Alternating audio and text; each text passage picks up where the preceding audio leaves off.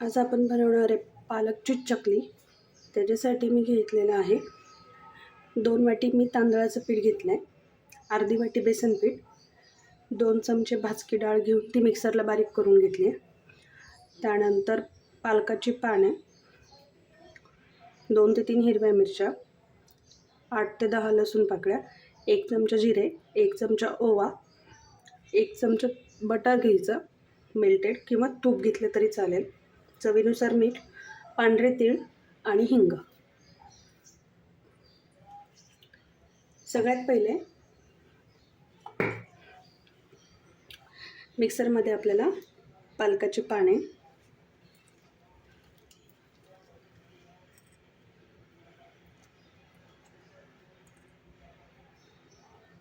लसूण,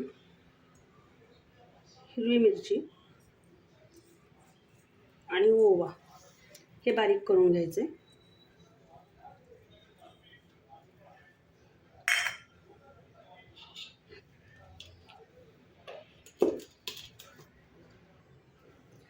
परातीमध्ये पहिल्यांदा तांदळाचं पीठ घेतलेलं आहे 2 वाटी, त्यामध्ये बेसन पीठ, भाजकी डाळीची पावडर केलेली, 1 चमचा जिरे, चवीनुसार मीठ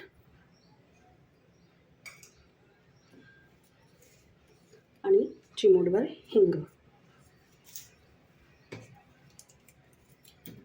हे सगळं एकत्र करून घ्यायचं आहे.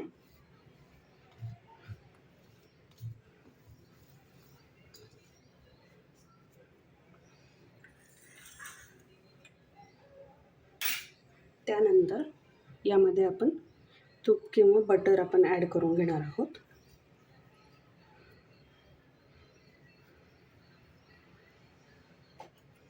आणि हे सगळ्या पिठाला चोळून घ्यायचं आहे.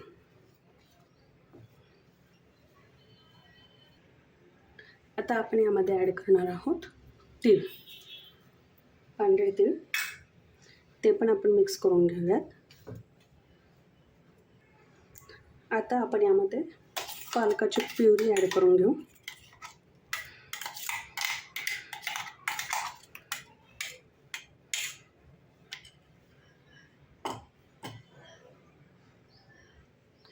आणि हे पिठामध्ये मिक्स करून घेऊया. घट्टसर गोळा मळून घ्यायचा आहे.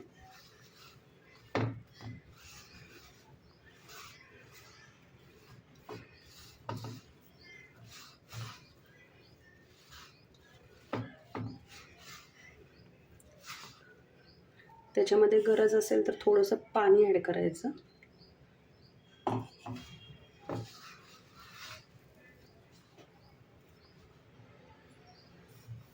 छान घट्टसर गोळा झालेला आहे. आता आपण याच्या चकल्या करून घेऊ. चकली करण्यासाठी मी सोऱ्या घेतला आहे, स्टार नोझलवाला सगळ्यात छोटा. त्याच्यामध्ये थोडंसं आपण तेल सगळ्या बाजूने त्याला लावून घेऊया.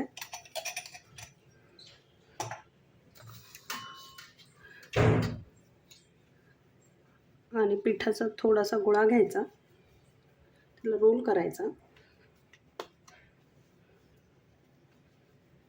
आणि तो सोऱ्यामध्ये भरून त्याची चकली करून घ्यायची.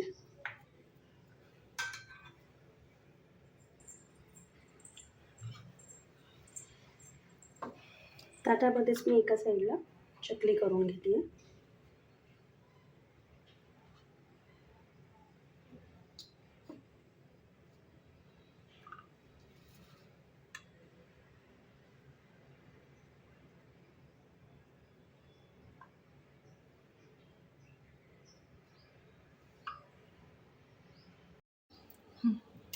तेल व्यवस्थित तापलं की आपली चकली आपण तेलामध्ये सोडून घ्यायची आणि मंद गॅसवरती, एकदम मंद गॅसवरती आपण तिला तळून घेणार आहे.